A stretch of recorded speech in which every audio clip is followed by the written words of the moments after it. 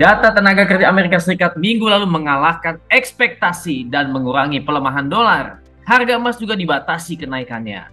Lalu apa saja yang menjadi fokus utama penggerak market serta bagaimana peluang-peluang market gold, Nasdaq, oil pada minggu ini? Halo traders, kita akan bahas analisa gold, Nasdaq, dan oil untuk minggu ini 7 sampai 11 Juli 2025. Ada banyak penggerak market dan juga peluang-peluangnya yang jangan kalian sampai lewatkan. Oke, jangan skip video ini, subscribe yang belum subscribe. Kita akan bahas langsung saja. Oke traders, kita akan bahas dulu, diawali dengan review market. Saya review dari ulasan tentang non-farm payroll ya pada minggu yang lalu yang dimajukan menjadi hari Kamis ya tanggal 3 Juli. Kita lihat data non-farm payroll pada periode Juni, ternyata ada peningkatan ya, ada lonjakan 147.000 dibandingkan data sebelumnya 144.000, dan forecastnya ternyata adalah turun ya, tapi membalikkan keadaan menguat ya, atau naik di atas forecast dan previous. Kemudian data unemployment rate atau tingkat pengangguran bulanan pada Juni yang diprediksi ada kenaikan 4,3% ya, naik 0,1 dari bulan sebelumnya, ternyata turun 4,1%. Jadi data non-farm employment change dan unemployment rate ini sangat bagus ya, positif, sehingga membuat pergerakan dolar yang sempat turun ke level terendah 3 tahun kemudian menguat ya pada hari Kamis yang lalu. Oke sobat trader, lalu kita lihat lagi ya sobat trader, memang benar dolar tertekan ya, ada di dalam sentimen bearish. Kenapa demikian? Karena data-data pada minggu sebelumnya ya itu juga memang melemahkan dolar, dan juga ada perkataan-perkataan dari beberapa pejabat The Fed yang mengatakan bahwa mereka sebenarnya siap untuk menurunkan suku bunga. Oke sobat trader, itulah yang membuat dolar bearish. Tetapi kita lihat data non-farm payroll mendukung dolar untuk membatasi penurunannya. Oke, kita lihat lagi sobat traders. Meskipun dolar masih dalam tekanan penurunan, tetapi kita lihat harga closing pada minggu yang lalu ditutup di atas 96 ya. Meskipun sempat turun ke 96, tapi close weekly-nya di atas 96.000. Kita lihat ekspektasi dovish dari The Fed, dari beberapa pejabat ya, baik itu Austin Goolsbee maupun juga Fed Powell, yang dikatakan bahwa mereka siap untuk menurunkan suku bunga based on data. Artinya semua berdasarkan data ya, meskipun tidak terburu-buru, tetapi arahnya memang siap untuk menurunkan suku bunga. Nah sobat traders, kita akan lihat. Oke, lanjut lagi ya. Untuk oil juga minggu yang lalu masih mencatat kenaikan mingguan. Meskipun pada hari Rabu ya ada berita yang kurang bagus, yaitu ada peningkatan cadangan minyak mentah Amerika Serikat. Tapi berita yang mendukung adalah yaitu keluarnya Iran ya dari IAEA ya, itu bisa dan juga ada berita dari OPEC Plus. Oke sobat traders, kita lihat dolar indeks mencatat penurunan ya, masih turun tapi 0,3%. Nasdaq indeks menguat 0,78, gold secara mingguan masih bullish ya 1,83%, dan harga oil naik 2,03%. Oke, kita fokus market ya pada minggu ini apa? Kita lihat ya, kembali kepada Trump ya, tarif Trump. Sobat trader, tahu nggak bahwa sejak pengumuman resiprokal pada April yang lalu ya, Trump memberikan tarif ya, kenaikan ya pada hampir semua negara-negara mitra dagang, dan dia memberikan jeda waktu 90 hari nih traders kepada negara-negara tersebut ya untuk melakukan negosiasi terhadap Amerika ya. Kalau negosiasinya berjalan berarti akan ada penurunan tarif impor. Tapi kalau tidak berhasil, maka Trump akan menerapkan tarif tinggi kepada negara-negara tersebut.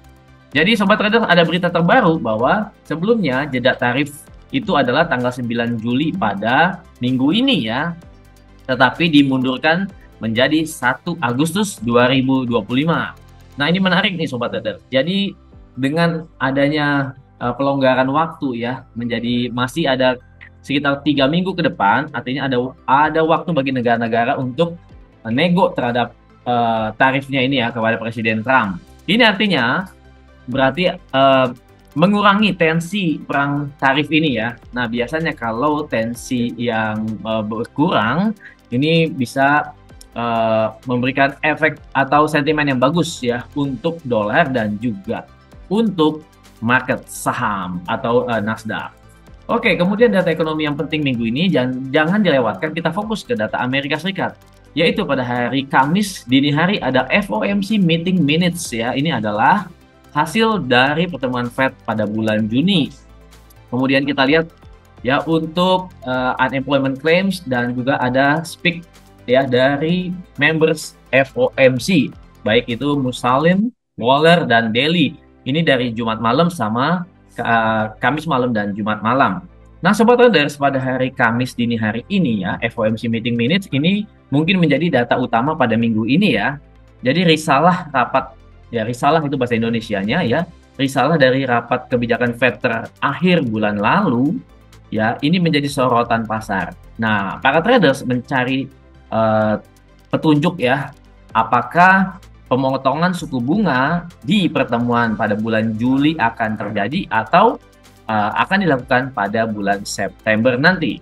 Oke, kemudian kita lihat lagi untuk batas waktu tarif dari 9 Juli ke 1 Agustus ini masih menjadi pembahasan utama para traders ya. Ini akan mengurangi kekhawatiran ya bahwa akan terjadi minggu ini penerapan tarif yang tinggi. Oke, jadi dengan adanya perpanjangan waktu maka kemungkinan besar ada arus peralihan dari safe haven. Mungkin trader-trader gold akan beralih ke aset beresiko, baik itu juga termasuk ke mata uang ya. Jadi mungkin minggu ini gold akan mengalami reduce ya atau mengalami pelemahan. Oke, Sobat Trader, kita lihat risalah FOMC juga dan data makro AS menjadi sorotan. Kalian harus ya perhatikan ya, terutama di hari Kamis dan Jumat. Oke, Sobat Trader, sekarang kita langsung aja bahas prediksi secara teknikal dan peluang-peluangnya yang ini tentunya menjadi topik utama kita ya. Oke, traders, kita bahas dulu di indeks dolar. Seperti tadi saya katakan bahwa indeks dolar sempat turun di awal minggu ya ke level terendah dalam 3 tahun. Di low-nya itu di 95.960 ya, 95.960 ini sudah masuk ke dalam zona support ya. Di sini saya tandai ya zona supportnya di sini, Sobat Trader. Jadi di sini ada base ya, ada base yaitu harga terendah bahkan ini di Januari 2022 dan sampai ke Oktober 2021. Jadi ini adalah zona-zona support.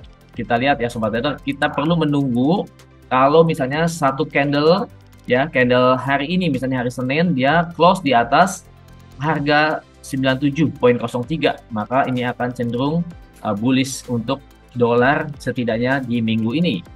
Oke, kita ke gold ya Sobat Traders. Nah, ini adalah mapping gold. Sobat Trader bisa lihat ini adalah mapping gold. Saat ini gold memang masih dalam uptrend. Ini grafik daily, kita lihat harga masih bertahan di atas support trend line. Jadi kita lihat harga bertahan di atas support trend line, di mana support yang terdekatnya adalah level low ya. Itu adalah low yang dibuat pada tanggal 30 Juni yang lalu di 3247 ya. Itu adalah support 3245. Jadi support 3245 sempat diuji pada 30 Juni yaitu di 3247. Dan kita lihat harga minggu ini berpotensi untuk menguji kembali level tersebut. Kita lihat itu adalah area-area support trend line. Nah, jadi saya perkirakan gold ini akan menguji area support ya. Kita lihat 3200 ke 3245. Dan perhatikan Sobat Traders, di 3245 ini sampai ke 3180 lah katakan, ini adalah ada zona base ya. Jadi zona base ini mungkin ada penumpukan harga di sini. Kalau 3180 ini di break ya, artinya harga break dari base maka dia akan drop ya. Nah, dropnya ini bisa jadi panjang kalau tembus di bawah 3180, bisa turun ke area fair value gap. Di sini ada fair value gap. Fair value gap-nya itu ada antara ya, kita lihat di sini cukup besar juga areanya di 3074 sampai ke 3023. Jadi di bawah 3100 ya, ini adalah area-area yang mungkin bisa dijadikan satu zona untuk buy limit sobat trader, atau yang mencari posisi sell minggu ini ya, terutama ke 3245, lalu akan di sini ya konsolidasi di zona base ini. Kalau drop lagi di bawah 3180, tentunya dia akan turun dan peluangnya cukup besar untuk turun ke zona fair value gap, dan di sini ada demand zone. Oke sobat traders, perhatikan dulu minggu ini ke 3245. Kemudian kita ke Nasdaq. Oke, Nasdaq Index ini sudah break of structure ya pada 2 minggu yang lalu kita lihat, dan kalau sudah break of structure memang akan rally ya, rally. Kita lihat nih, peluang untuk Nasdaq ini memang bagus ya sobat trader, karena tren besarnya dia akan naik. Tapi kalau untuk day trade, maka kita bisa mencari posisi yang buy ya ketika harga koreksi atau ke area-area support. Nah, perhatikan di sini sobat trader, di H4 saat ini ada di support trend line. Jadi perhatikan dulu, apabila turun ya sebaiknya cari posisi beli ya atau buy di area sini sobat trader. Ya, ini adalah zona untuk buy untuk minggu ini ya. Kita lihat ya di sini, yaitu 22.700 sampai 22.610. Di bawah 22.600 ya, di sini tentunya ini akan menjadi titik untuk drop lebih rendah lagi. Jadi perhatikan ya, bisa buy limit di area sini 22.600, 22.700 dengan SL sedikit di bawah 22.600.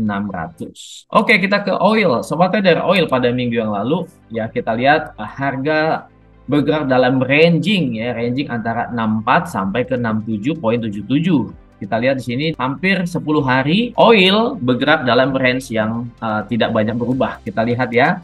Jadi untuk supportnya ada di 6400, kemudian resistennya 67.77. Kita tinggal tunggu saja harga break support, kita akan cari posisi sell, maka dia akan menguji lagi support yang sangat psikologis di 60.00, atau break 67.77 dia akan kembali naik ke area 70.00 sampai ke level tertinggi saat perang antara Iran dengan Israel ke area 77.55. Oke, jadi untuk yang paling menarik untuk minggu ini menurut saya adalah gold bisa turun ke 3245, dan untuk Nasdaq masih bisa mencari posisi buy ketika harga menguji level 22.700, 22.600. Manfaatkan peluang ini sobat trader, ratusan pip di Nasdaq dan juga hampir 1000 pips penurunan di gold pada minggu ini. Langsung saja buka akun di Java Global Futures supaya bisa trading gold, oil, Nasdaq dan dapatkan cuan-cuannya. Salam profit.